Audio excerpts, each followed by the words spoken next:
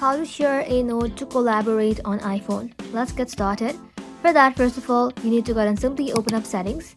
Inside here, tap on your Apple ID, scroll below and then tap on iCloud. Now inside iCloud, make sure Notes is turned on.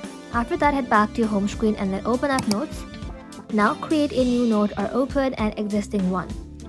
After you open the note, you can simply tap on the share button. Tap on this drop down and just like that, select collaborate. Now, choose what collaborators can do. Can make changes or view only. Decide if only invited people can access or if the link is public. Then tap on this tick mark.